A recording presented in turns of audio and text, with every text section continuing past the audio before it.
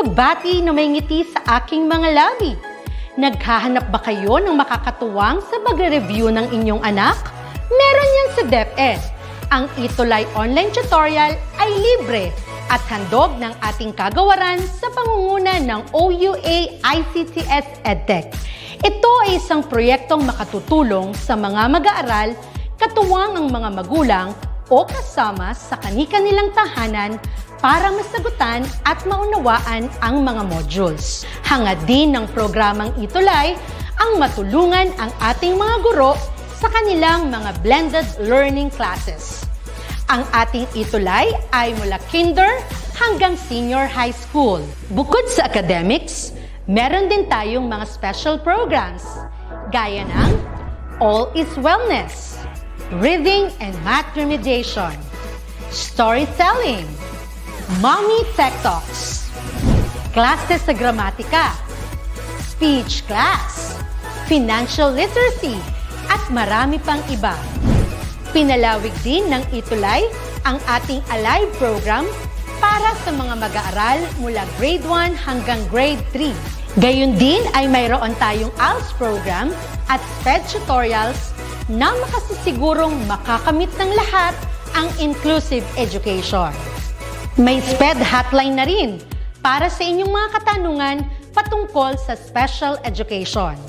Kaya, subaybayan mula Lunes hanggang Biyernes, mula 9:00 ng umaga hanggang 7:00 ng gabi ang ating ETUlay. Sa ating pagtutulungan, maiaangat natin ang bawat isa. Ating itutulay ang pagkatuto upang di mapigil ang pag-aaral ng kabataang Pilipino. Itulay natin ito, sulong edukalidad.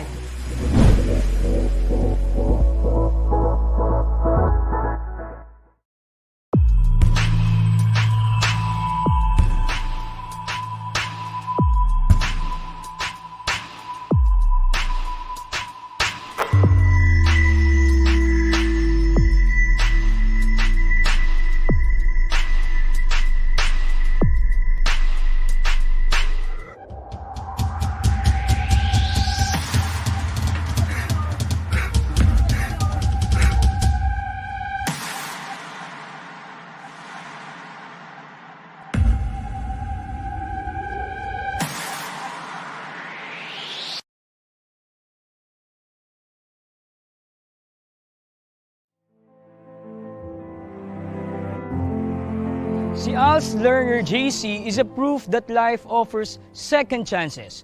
Nagkakamali pero naitatama at patuloy tayo to dream, set our goals, work hard for it, stick to it until we reach the success and the happiness that we hope for.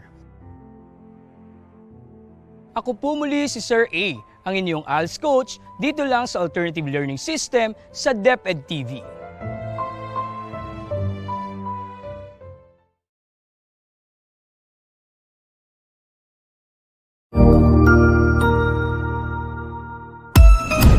Magandang araw! Ako po si Sir Ariel, ang ALS lover ng EdTech Unit. Narito po ako para sa isang napakagandang balita at upang magpaalala na ang kinabukasan ay mas gaganda at uunlad kung ang lahat ay patuloy na mag-aaral. Sa edukasyon sa ating bansa, tiyak na walang maiiwanan sa pag-abot ng mga pangarap. Kaya naman ang Department of Education ICTS Educational Technology Unit at Alternative Learning System Task Force ay nagtutulungan sa pagkakaroon ng ALS Tech Empowerment Program upang maihatid ang excellent quality education sa ating mga ALS learner and teachers. To easily deliver the lessons from the modules and other references, we will provide tablet PC as part of the DepEd computerization program to all ALS teachers and orientation on the use of these packages. To deepen the pedagogical use of information and communications and technology in delivering instructions, there are training workshops on the use and curation of open educational resources or OER, Google and Microsoft productivity tools, creation of video lessons using PowerPoint presentations and KineMaster, and on ebook or e-magazine development.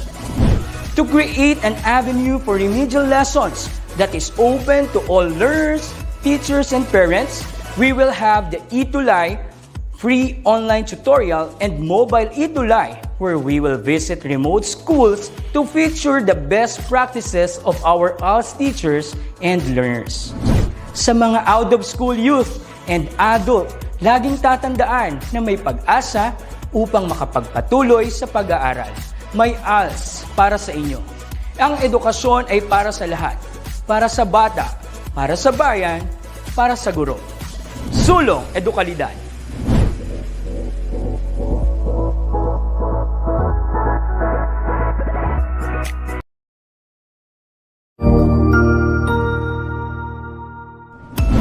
Mabuhay! Isang mapagpalang araw sa ating lahat. Ako ang inyong lingkod, Tutor Madge. Welcome sa ating ETUlay, ang ating libreng online tutorial na hatid ng ating kagawaran ng edukasyon, ICTS EdTech. Ang programang ito ay inaasahang makatutulong at maging karagdagang kaalaman sa mga mag-aaral mula kinder hanggang senior high school, ALS, Alive, at SPED learners. Bukod sa pagsagot ng mga modules, ang ETUlay ay may mga special programs din na siguradong aabangan ninyo araw-araw.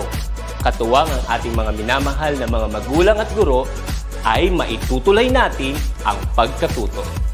Kaya, ihanda na ang inyong module, lapis, papel o kwaderno. Ihanda rin ang isip, mata at tenga sa isa na namang makabuluhang aralin.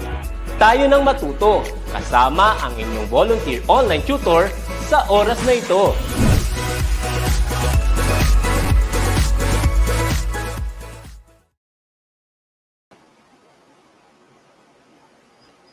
Hi! Hello, hello, hello! Good evening sa inyong lahat. Mula Luzon hanggang Mindanao, pati na rin sa buong mundo. Dahil ang DepEd ETUlay ay #level up na tayo. Mapapanood ninyo ang inyong mga paboritong tutor sa TV, sa channel IBC 13.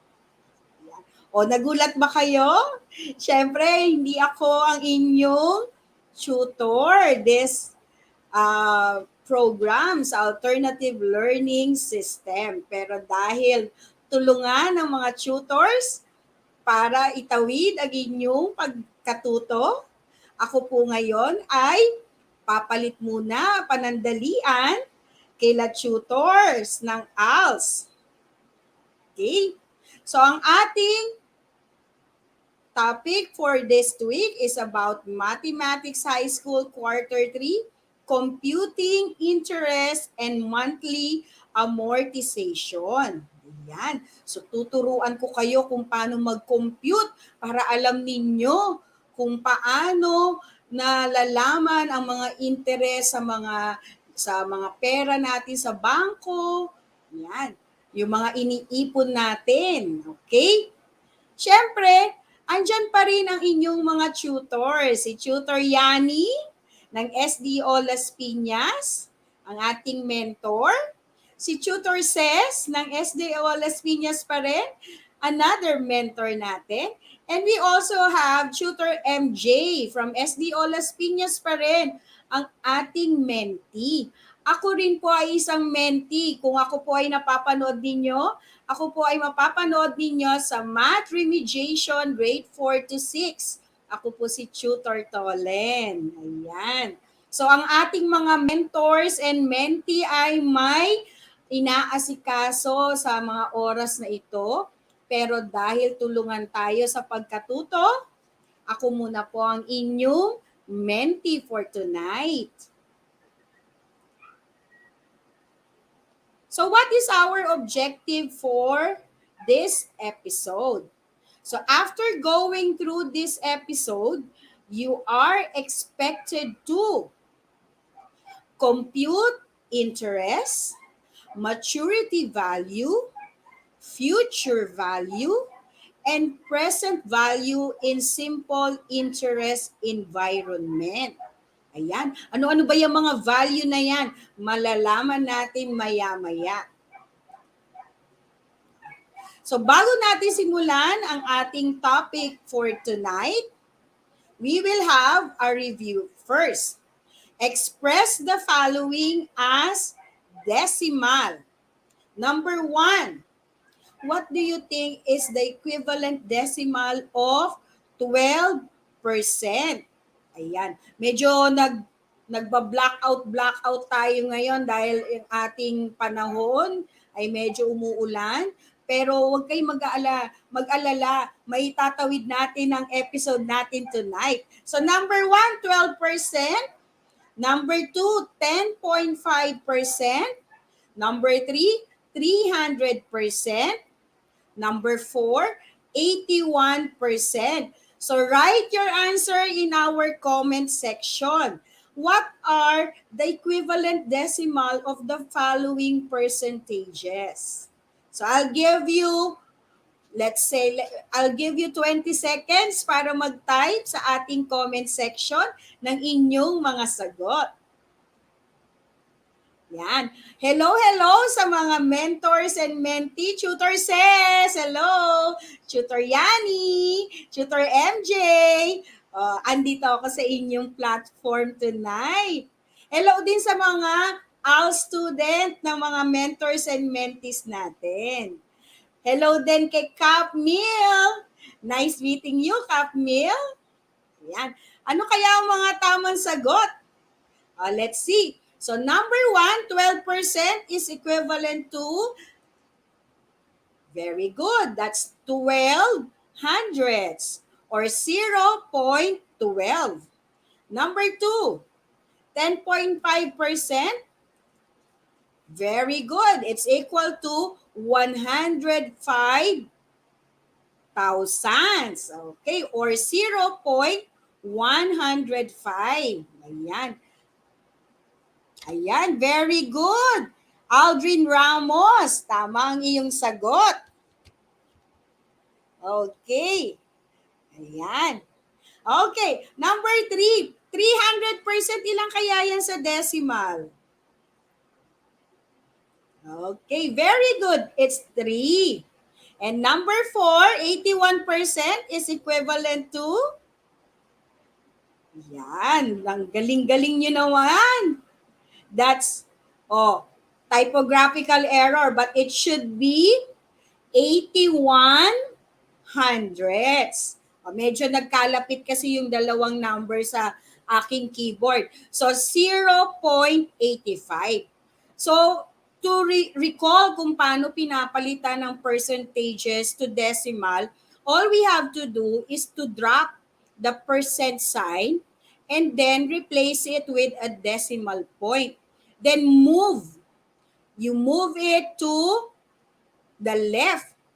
Dalawang beses kasi percent means 100. So if we are going to move it to the left, 1, 2, you place the decimal point on the left twice because percent is equivalent to 100. That's why you have 0.12, 0.105, and then sa 3, you move it 300%, you move the decimal point to the left, okay, twice, kaya meron tayong 3.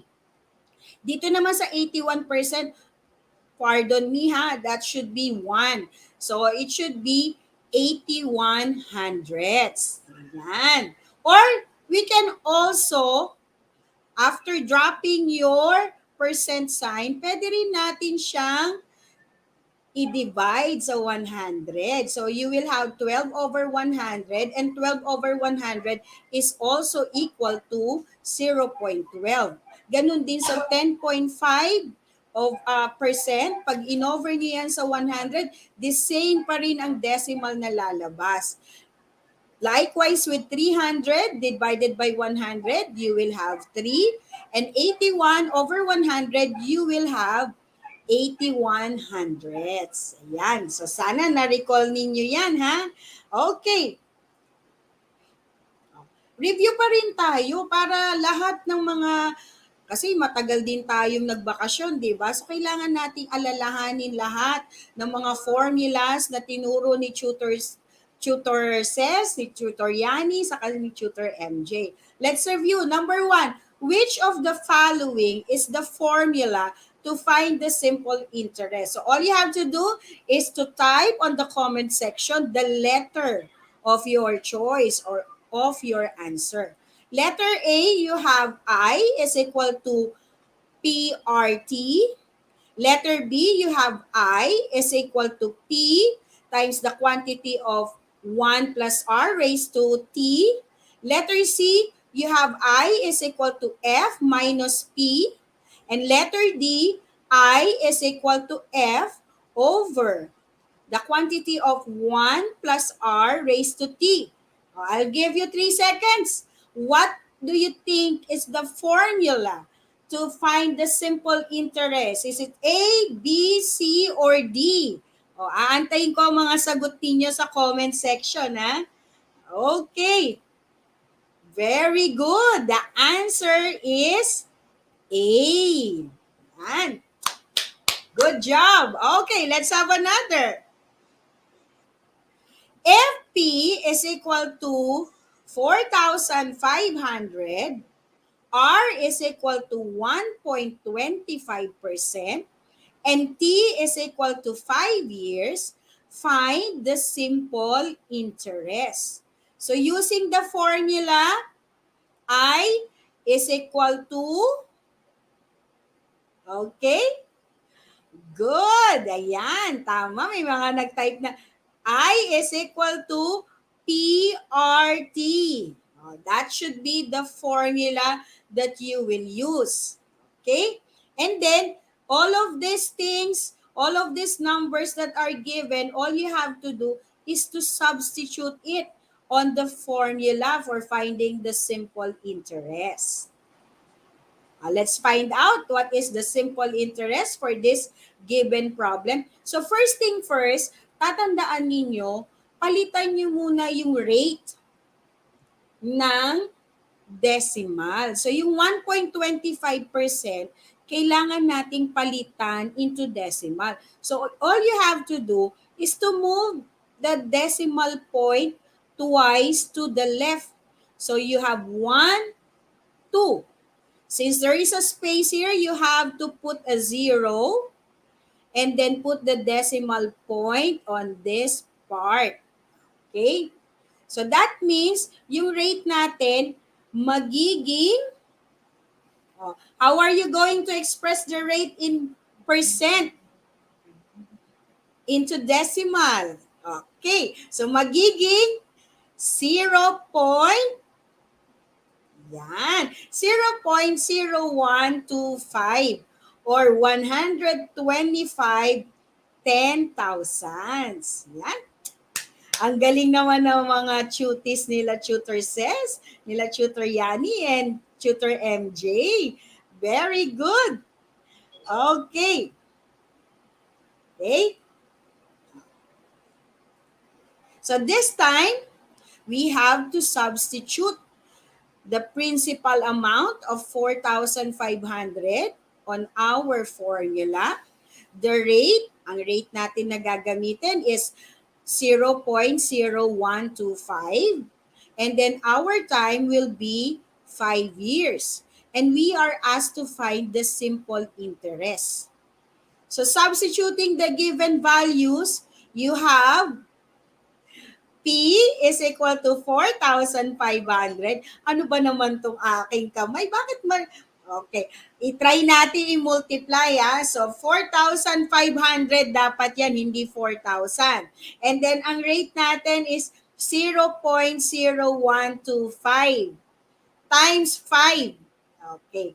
O sige, bibigyan ko kayo ng time. I'll give you 10 seconds to compute for the simple interest. This one should be 4,500. Huwag kayong maguluhan, ha. Ako lang ang magulo. Pasensya na kasi medyo first time ko mag-episode sa ALS. Pero huwag kayong mag-alala. Maitatawid natin to. So this one should be 4,500. Yung principal natin based on the given. Multiply. Pwede kayong gumamit ng calculator kung may calculator kayo. Pero pwede nyo rin yan i-manual. So 4,500 times 0.0125 times 5.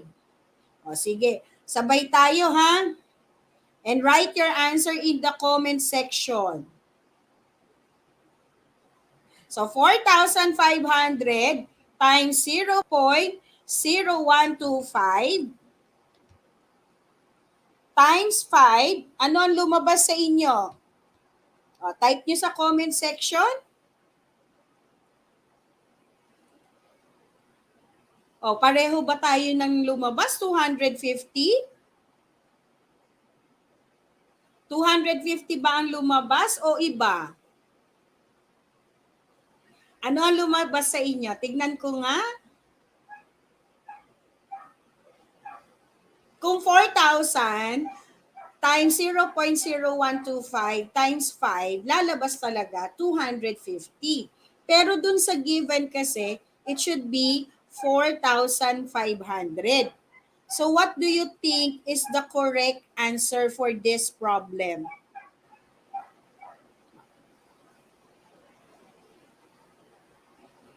Ayan, tignan natin ang mga sagot ninyo. Ayan, it should be 281 point. Ano yung kasamang decimal? 25. So it should be 281.25. That will be your interest, your simple interest, if the principal amount is 4,500.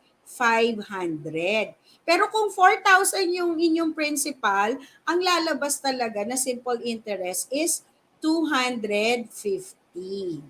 Okay? Yan. Give me a heart kung naintindihan ang ating unang problem. Okay. Let's proceed. What is the formula when the rate is being asked? Yan. Napaka-importante ng mga formulas na yan.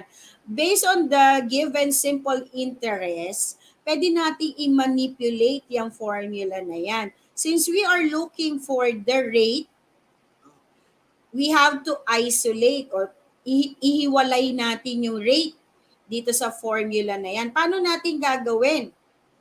So kung ano yung kasama ng rate, yun ang i-divide natin on both sides of the equation. So ang kasama ni R dito sa formula ay yung principal saka time. Since you are asked to find the rate, we have to divide the whole equation by P and T. So on the right side, makakancel na yung P saka yung T. Okay? That means, ang maiiwan na lang sa right side yung R. Pwede rin natin isulat yung R sa left side para hindi kayo malito kasi symmetrical naman yung equation. Ibig sabihin ng symmetrical, pwede natin baliktarin yung left and right side of the equation. Pareho pa rin ang lalabas na equation. So our R now, if we are asked to find the rate, will be equal to I over PT. Okay, so to find the rate, the formula that you have to use is equal to interest over the product of the principal and time. Yan. Okay? Next, what is the formula when time is being asked? Same pa rin ang ating formula kanina, ha? Simple interest formula pa rin ang gagamitin natin or ima-manipulate natin. So if you are asked to find out for the time, tingnan ninyo, dun sa right side, ano ang kasama ni time? Yun ang i-divide ninyo on both sides of the equation. So i-divide natin yung P saka time. Or rather R, kasi time ang hinahanap. Okay? So PR ang i-divide natin on I and dito sa right side, yung PRT. So, makakancel na kasi PR divided by PR is equal to 1. So, pwede na natin siyang cancelin. So, the formula in finding the time will be I is over PR. Ayan. So, this is the formula now for the time. So, galing yan dito ha sa simple interest formula. Minamanipulate lang natin yung formula. Diyan din galing yung bagong formula natin in finding the rate and time.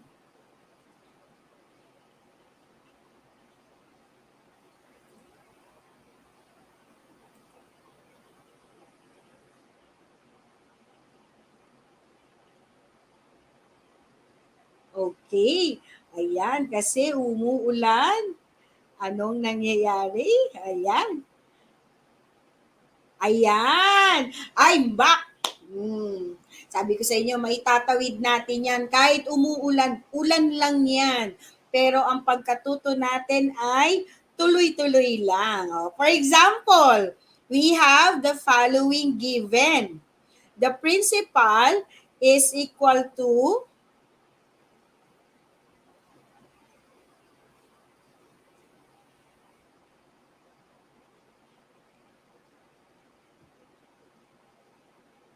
ayan. I hope you can still hear me. Ayan. Ayan. So for example, we have the given. The principal is equal to 18,500. The rate is equal to 300. And then the time is equal to 5. We are asked to find the simple interest. So I stands for I and then S stands for simple. Okay? So use the formula in finding the simple interest wherein I or simple interest is equal to PRT. So all we have to do is to substitute the given, okay, to the formula. So, ang principal natin ay 18,500. Ang rate natin ay 300 or 0.03. Ang time natin ay 5. Okay? O, multiply ninyo. 18,500 times 0.03 times 5. What do you think is the answer? Ayan, tama. So, performing the operation, which is multiplication, our simple interest will be 2,775 pesos. Pesos. Okay? O, pareho ba tayo ng sagot? Good. Okay. So, therefore, the simple interest is 2,775 pesos. Okay? O huwag niyong kakalimutan yung peso sign, ha? Pwede rin naman dollar kung dollar sign ang nakalagay dyan. So since nasa Pilipinas tayo, pesos ang ating denomination. Okay? Let's have example number 2. If you are given the principal amount of 20,000, the simple interest of 4,000, and the time is 4. Find the rate or R. Remember, di ba, meron tayong ginamit na formula in using or finding the rate. So, ang formula na nakuha natin is rate is equal to simple interest divided by principal times time or the product of the principal and time. So, again, all you have to do is to substitute the given to the formula to find R. So, R now will be equal to, ang simple interest natin, 4,000. So, we just write 4,000. Ang principal natin ay 20,000 times 4, which is our time, Pag ganitong medyo maraming zero, may technique dyan. Pwede ninyong cancelin yung mga zero. I-remove nyo na lang yung sa 4,000, i-remove niyo yung tatlong zero. Pag nag-remove kayo dyan sa taas, ganun din sa baba. So, i-remove natin yung tatlong zero ng 20,000. So, makikita ninyo, magkakaroon na lang kayo ng 4 over 20 times 4. O, di ba? Pwede rin yun. Tapos, yung 4, pwede rin natin i-divide sa 4. So, 4 divided by 4 will be equal to 1. Kung wala kayong calculator, manually, pwedeng ganun ang gawin ninyong style of computing for the rate. So, if you have your calculator with you, whether you do it manually or with calculator, the rate now will be, okay, so 0.05 or since rate siya, dapat naka-percent. So if you are given, if your computation arrives at a decimal, so 0.05 can be read as 500s. Okay? So kung 500 yan, ibig sabihin 5 over 100. Diba? Remember, percent is equal to 100. So para maging percent naman, yung decimal point, i-move natin to the right. 2 beses. So 1, 2. Since ang matitira na lang ay 5, saka tayo maglalagay ng percent sign. So our rate now is 5%. So pwedeng decimal ang rate, pwede ring percent ang inyong rate. So therefore, the rate of interest with a principal amount of 20,000, a simple interest of 4,000, and a time is 4, is 5%. Okay? So madali lang siya. Basta substitute nyo lang sa mga formulas na binigay sa inyo. Okay? Let's have another example. You are given now the principal amount of 40,000. Ang simple interest natin ay 700 pesos. Okay? Ang rate naman natin ay 7%. Find the time T. Okay? So again, use the formula in finding the time. So ang nakuha nating formula kanina ay T is equal to simple interest over principal times rate. O, remember, yung rate natin, palitan natin ng decimal, ha? So, from percent sign, i-remove natin yung percent sign, gawin natin siyang decimal, and then we move the decimal point twice to the left. So, 1, 2. So, ano kaya ang rate natin? So if we are going to substitute it on the given formula, our time will be equal to 700, yung simple interest, 40,000 yung principal, and then yung rate natin is 0.07. Yan. Another technique, ha. Pag nagsosolve tayo manually, we can remove the zeros. So, yung 700, tanggalin natin ng 2 zero.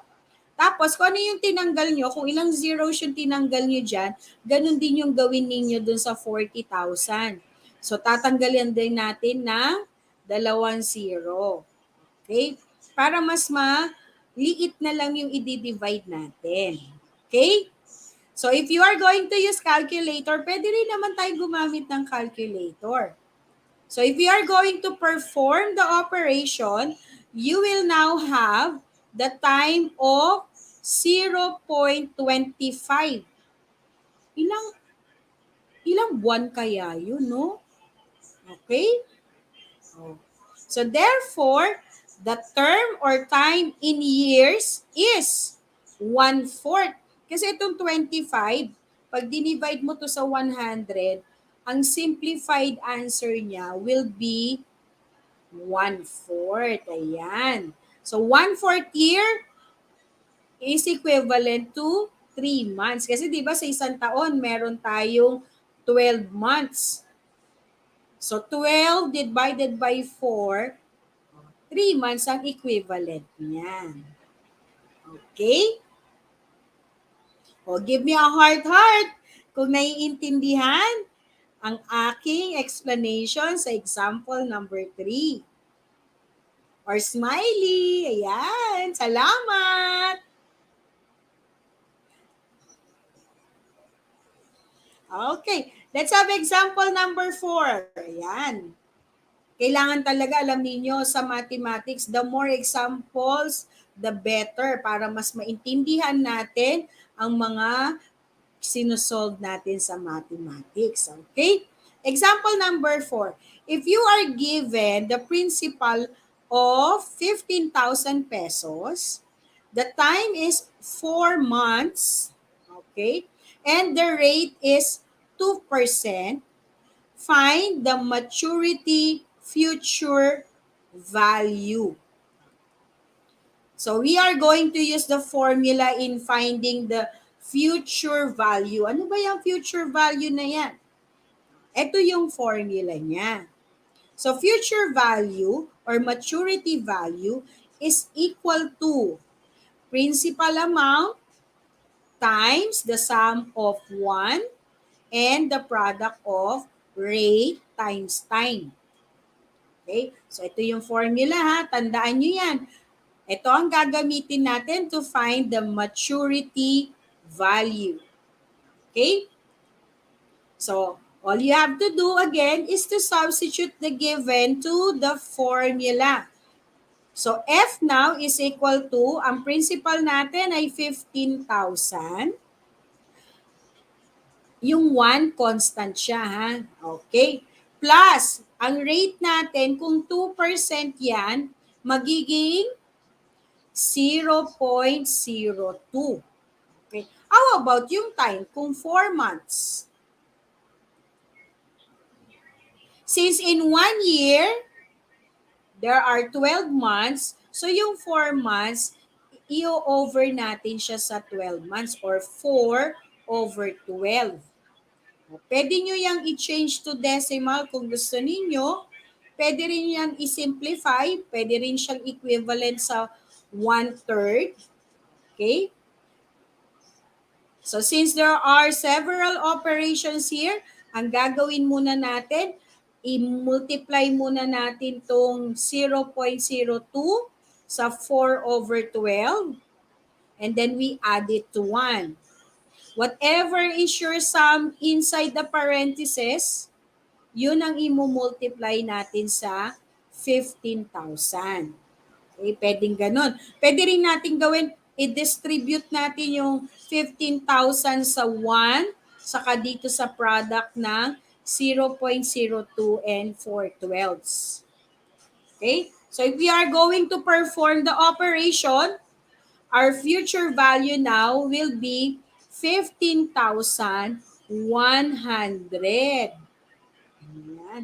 So imagine ninyo, no? Sa loob ng 4 months, yung inyong principal amount, nagkaroon na siya ng parang interest or yung nadagdagan siya ng 100 pesos.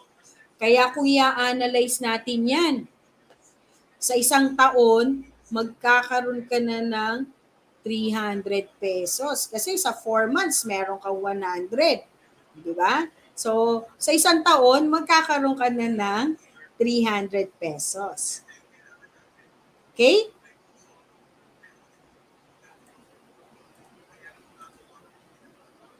Yan. So, you are asked to find the simple interest dun sa given example number 4. Yung merong principal amount na 15,000, yung time na 4 months, and then the rate is 2%. Alamin natin kung ano yung simple interest nitong given na to. So substituting on the formula, the simple interest will be equal to principal times the rate, which is 0.02. Then the time is 4 over 12. Pag minultiply natin yan, or we perform the operation, lalabas sa 4 na buwan, 100. Ito yung sinasabi ko sa inyo kanina. Nakita natin, dun sa maturity value, nagkaroon tayo ng 15,100. So, ibig sabihin, yung interest na naipon natin sa 4 months ay 100 pesos. That is what we call simple interest. So, that means, kung i-analyze natin sa isang taon, magkakaroon tayo ng 300 pesos kasi tatlong yun, di ba? Tatlong 4 months. So magkakaroon kayo ng 300. But for 4 months, you will have a simple interest of 100 pesos. Yan. So ang future value, ibig sabihin, yung principal amount natin plus the simple interest, yun yung magiging parang ipon ninyo. So if we are going to add it, 15,000 plus 100 will be equivalent to 15,100. So may mga formulas tayo na ginamit wherein mapapansin ninyo pareho lang ang lumabas. Okay? So therefore, the maturity value of the given is 15,100 pesos. Okay? Yan. Let's have an activity. I'd like you to write your answer in our comment section. If the principal is 4,500, the rate is 1.25%, and T is equal to 5 years, find the simple interest. Ayan, bibigyan ko kayo ng 15 seconds. Kaya ba? 15 seconds to answer it? So again, you use the formula in finding the simple interest. So simple interest is equal to PRT. Substitute nyo lang dun sa given simple interest. So simple interest will be equal to 4,500 times 0.0125 times 5. Perform the indicated operation and type your answer in our comment section. 15 seconds. Hello sa mga estudyante ko from Talon Village National High School. Good evening. Ayan. Sa aming principal na si Sir Angelo Armas. Hello, sir. Sa aming butihing SDS, Dr. Joel Tito Recampo. And our Math Education Supervisor, Dr. Gina L. Agites. Hello, ma'am. What is your answer?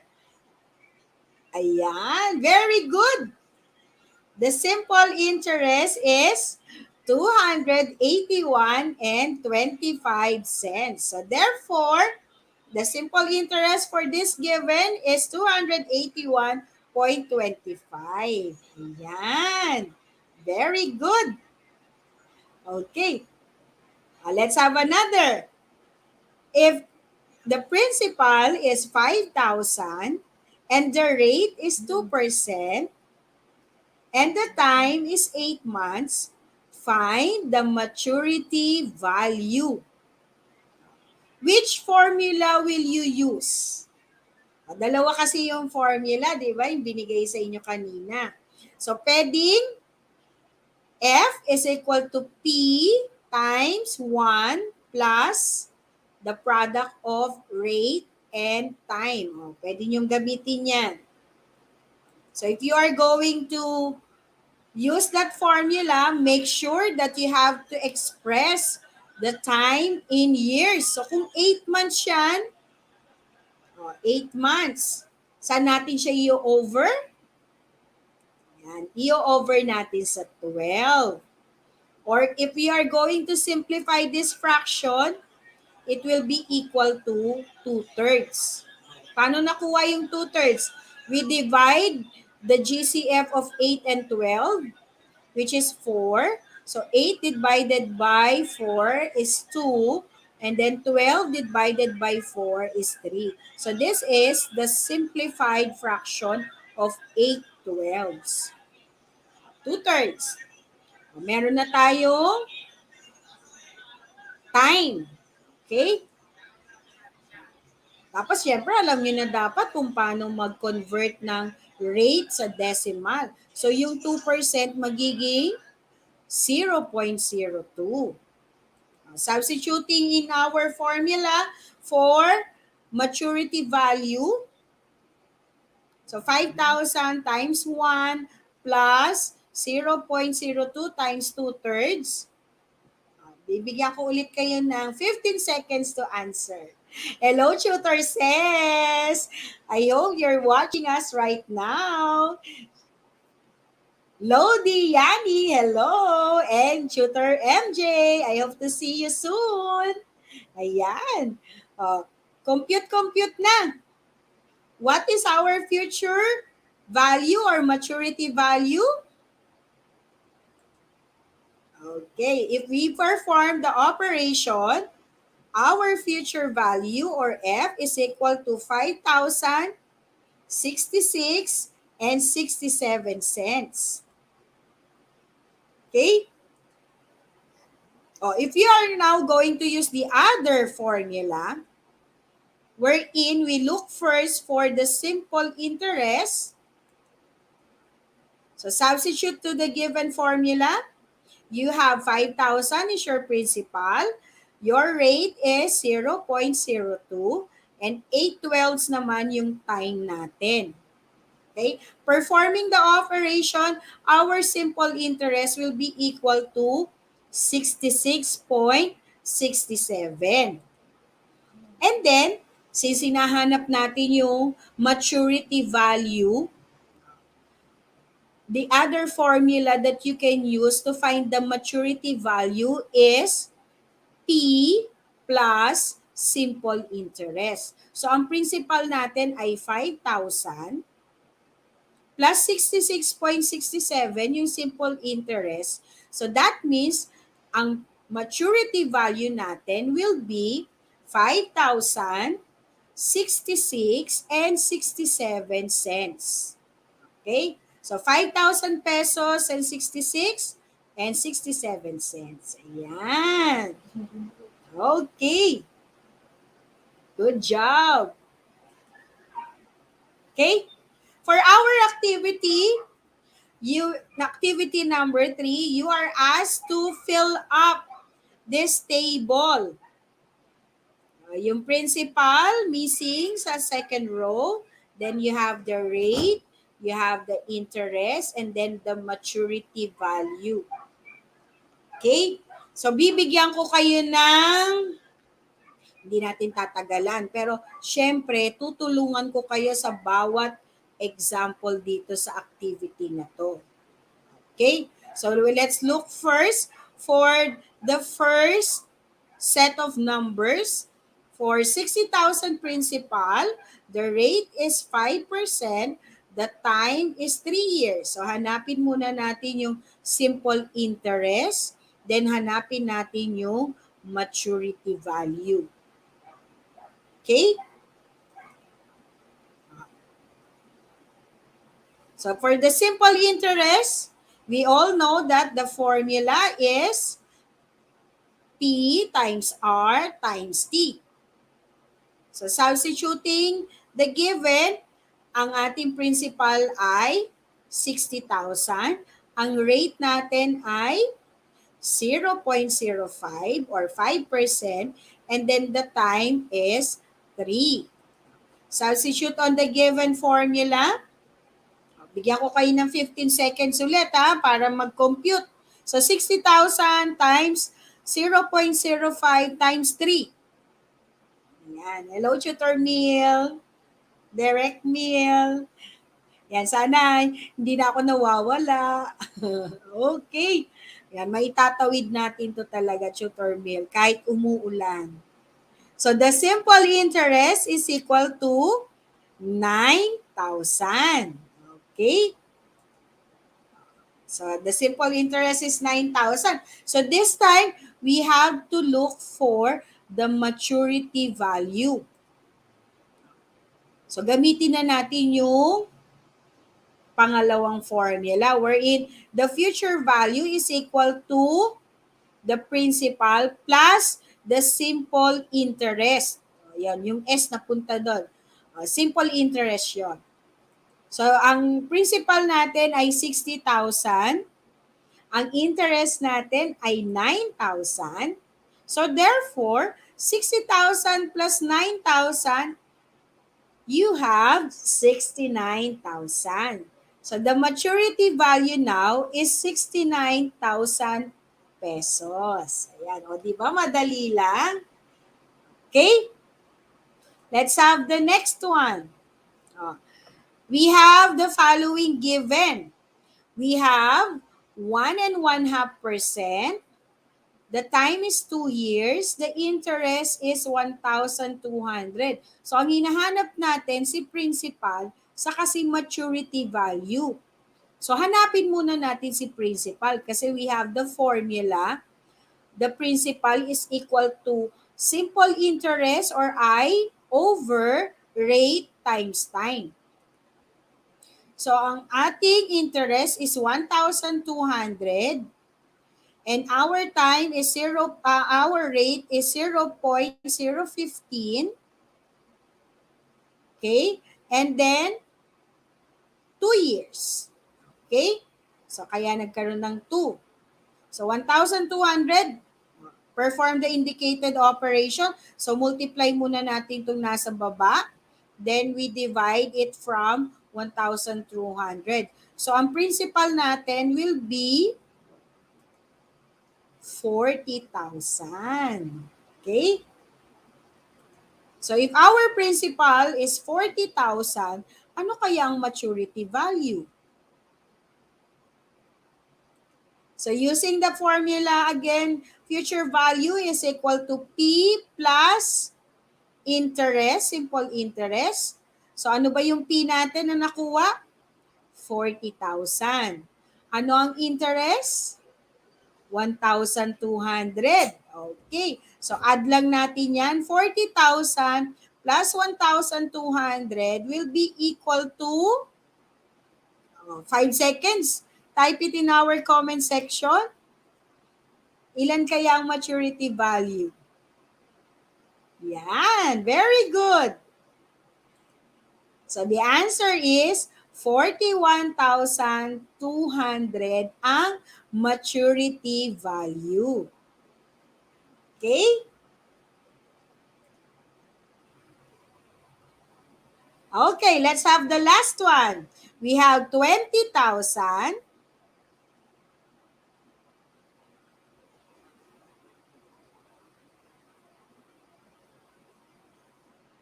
Okay, 20,000. The rate is 0.005. Ang time natin ay 9 months. And we are asked to look for the simple interest.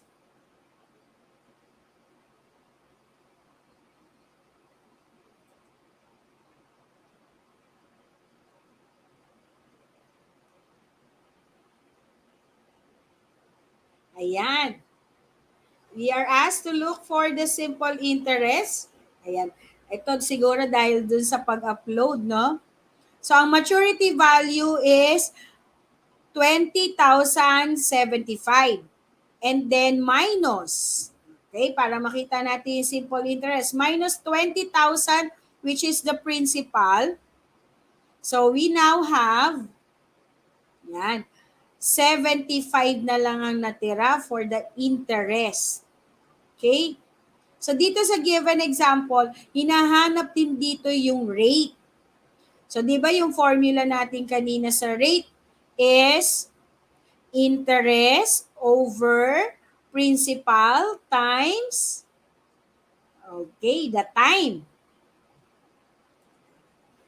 So, manipulating the formula or performing the indicated operation, you will have 75 over 20,000 times 0.75 or 75 rather, over 15,000, the rate now is equal to 0.005. Okay? So, pwede rin natin yan isulat into percent. So, ang percent natin, just move it to the right twice. So, our rate now will be 0.5%. Ayan. Okay?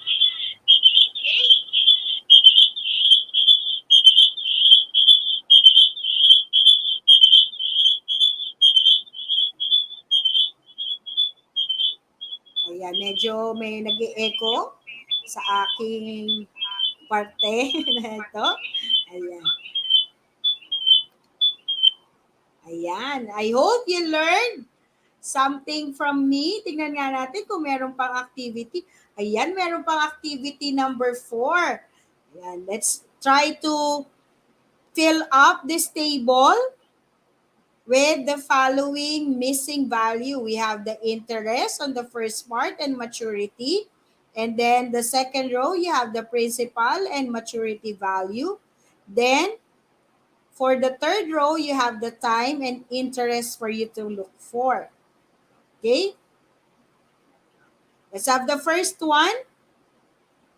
So again, using the formula for simple interest and substituting the given. So 45,000 is the principal times the rate, which is 2%, times 2.5. The simple interest will be 2,250. Okay? Using the formula for finding the maturity value, which is future value is equal to principal plus interest. So 45,000 plus 2,250, you will have 47,250. Ayan. Okay? And then, for the next part, so next example, 95,000 ang principal, ang rate ay 1.2%, ang time ay 4 years, and then the interest is 4,560. Okay? Dito binigay na rito yung principal, yun yung hinahanap. So 4,560 is the interest divided by the rate is 0.012 times 4. Okay, so multiply nyo muna yung denominator natin, yung 0.012 times 4. And then divide it from 4,560. So our principal is 95,000. Okay, yun ang ating principal. And hinahanap natin yung maturity value, tandaan, ang formula na gagamitin natin ay i-add lang natin yung principal saka yung simple interest. So ilan kaya yun? So 95,000 plus 4,560, you will have 99,560. Yan. Pag inad natin yan. So 95,000 plus 4,560, you have 99,560 pesos. Yan, lumabas na rin. Okay. So, 99,560. Okay. And then on the last part, yan, nauuna yung aking animation. So, yung principal is 105,000. Ang rate natin ay 3%. Ang maturity value ay 114 So first thing first, hanapin muna natin yung interest, yung simple interest. So simple interest is equal to maturity value minus principal. So ang ating maturity value is 114,450 minus 105,000, that will be 9,450. Okay? So meron na tayong 9,450 for our interest. We can now look for the time. So ang time natin will be, the formula that we are going to use is T is equal to interest over the product of principal times rate. So T now is equal to 9,450 ang ating simple interest. Ang ating principal is 105,000. Ang rate natin ay 0.03. So you will have 9,450 divided by 3,150. That means our time will be, divide nga natin. Kindly divide it. 9,450 divided by 3,150. Yan, ang galing ninyo ha. Tama ang inyong sagot. The answer is 3 years. Okay? Ayan. I hope you learned something from me. So we already have completed this table. Yan, yung activity number 4. So ilagay na natin yung mga sagot natin. Okay?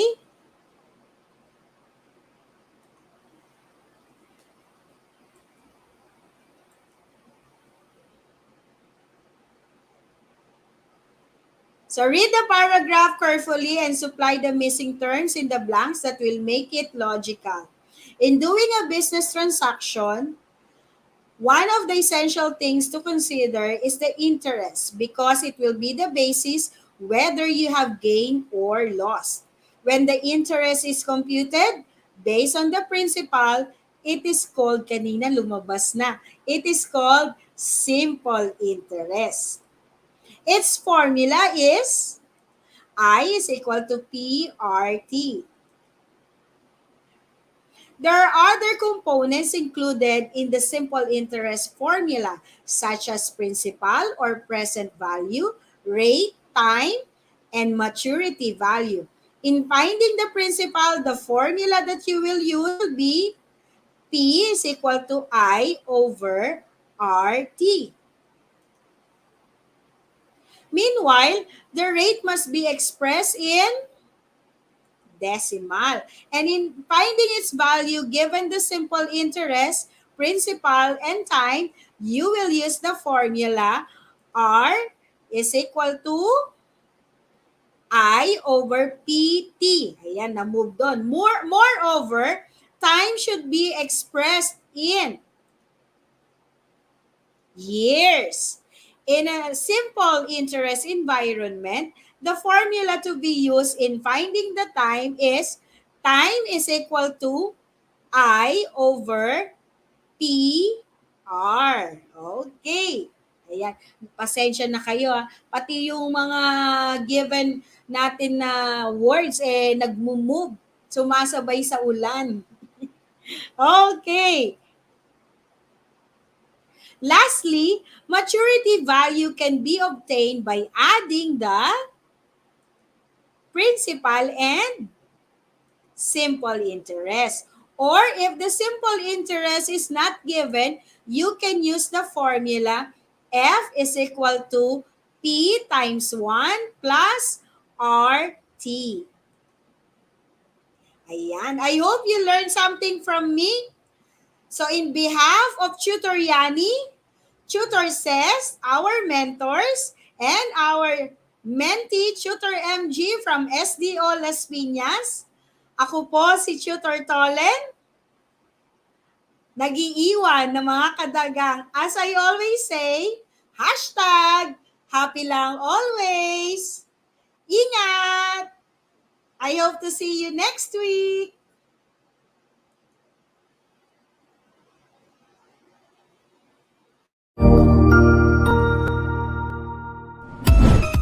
Ang bilis ng oras, no? Natapos na naman ang ating ETUlay online tutorial sa araw na ito.